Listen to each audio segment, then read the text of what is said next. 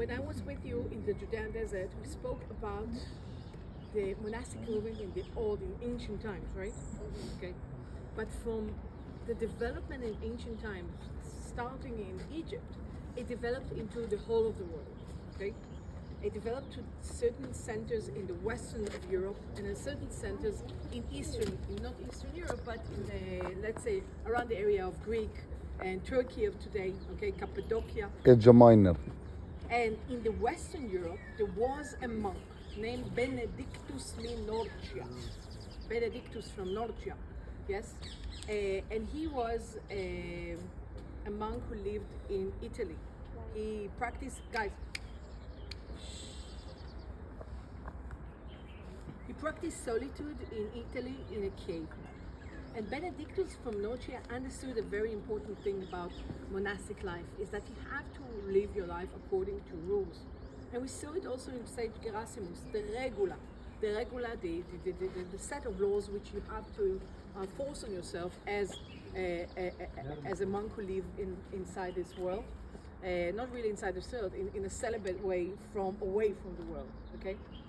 And Benedictus Minorcia and his regula, his set of laws became very, very known all over Europe, and a lot of Benedictine monasteries started to establish after the 6th century according to his conception. Now there were also other orders of monasteries, but the Benedictine monastery was one of the largest, the strongest, the well-known, okay? And up to, I would say, 10th century, 11th century, suddenly there was a group of monks who said, the Benedictine set of rules is not enough for us. It's not fulfilling enough our potential as monks. We forgot the original way that Benedictus talk about, and this group went out of the Benedictine order and formed what is called the Cistercian order. The Cistercian.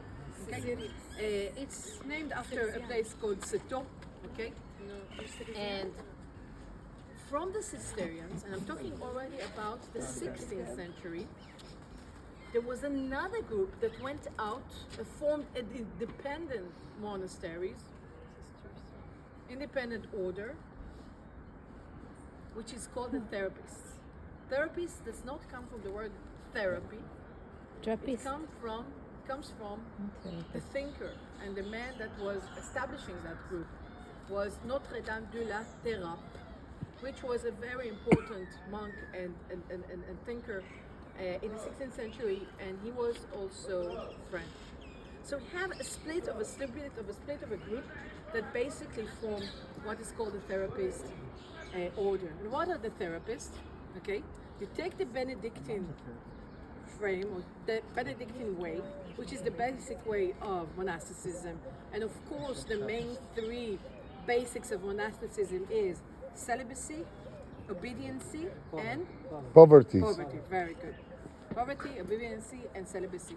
These are the main 3 basics of being a monk. On top of that, in the Therapist order, they're saying it's not enough for us. For us, we do think that we need to stay silent most of the days. Why do we need to stay silent? Because speaking is the source of all evil, all shallow things. It's just, living with no meaning. The Therapists looked at their way that is going to be much more meaningful if they're going to be in contemplation. Contemplation is looking inside, being with God, and stay silent most of the day. Why do I say most of the day? Because one of the principles of the Benedictine order, and also the Cistercian and also the Therapist, is to be self-sufficient. What does it mean, self-sufficient?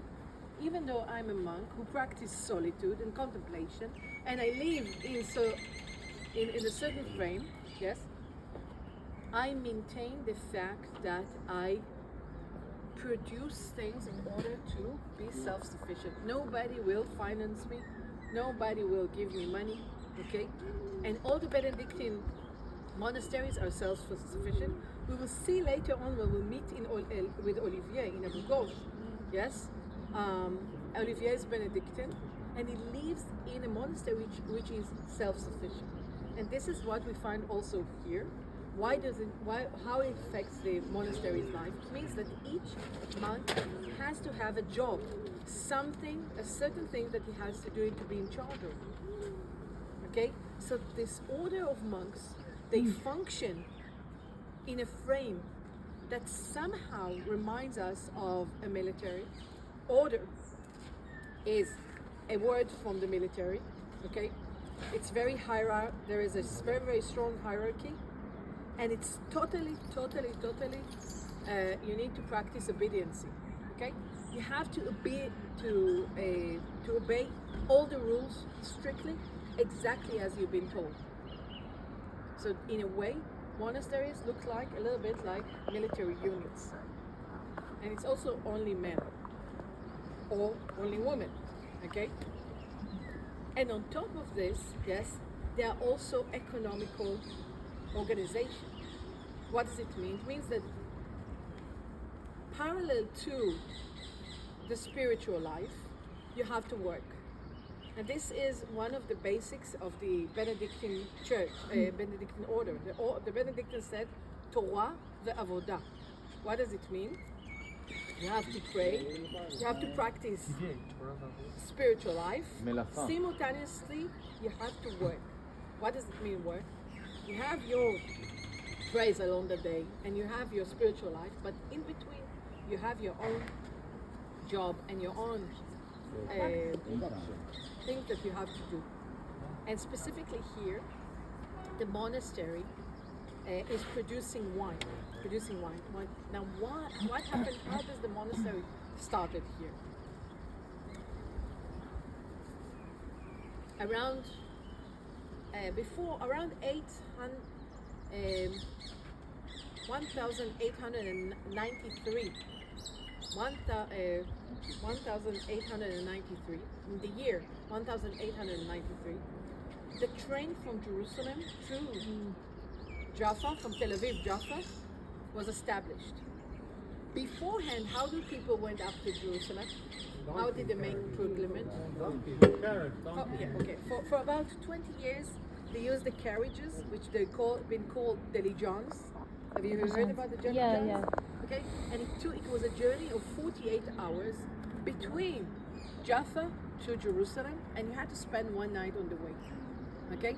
By the way, a lot of people were just walking to Jerusalem. This is what we call in Hebrew pilgrims. In Hebrew called olei regel.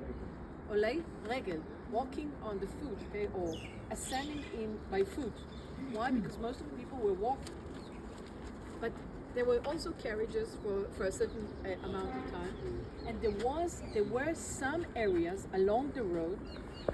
There were some places along the road which they established hotels or a khan or an inn on the road in order to help to those pilgrims to come from Tel Aviv and to make their pilgrimage to Jerusalem. So you had to spend one night. And these two guys from Jerusalem, Emil Betat